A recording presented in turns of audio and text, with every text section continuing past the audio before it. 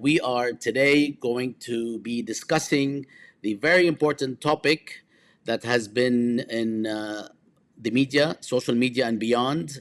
We are titling Amsterdam, basically the pogrom that wasn't. Why did the media lie? I'm still really shocked at the audacity that was displayed by the news media in really just, I mean, there's no other word to use it other than fabricating this story.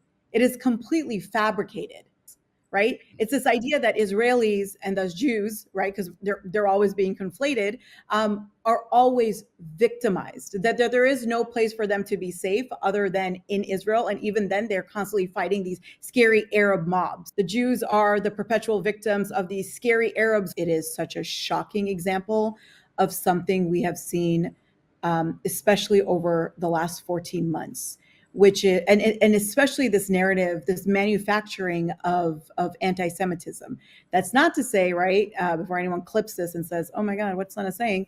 That's not to say that there is no such thing as anti-Semitism or anything of that sort, but we have to be real about how anti-Semitism has been weaponized not only over the last 14 months, but the last couple of decades at least, again, in order to silence and suppress and repress critics of the state of Israel.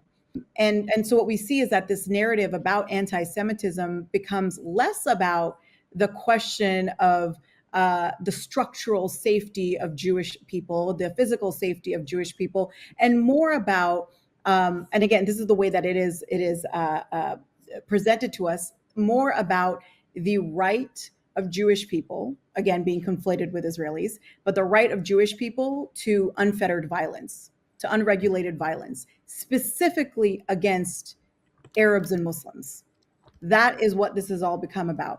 And which is why, as soon as, October 7th happens and Israel begins its campaign of genocide on the night of October 7th into October 8th, very, very, very quickly, within 24 to 48 hours, we start seeing the narrative of anti-Semitism emerge. But whenever there is extra attention being paid to the atrocities being committed by Israel, we see the anti-Semitic narrative pop up again. Let's not forget the context in which this story, the Amsterdam story, is being manufactured. It's been about a month and a half since Israel began its total siege of North Gaza, right? Which has been the total extermination of Palestinians in North Gaza. And this is a wonderful distraction. And it's a perfect distraction.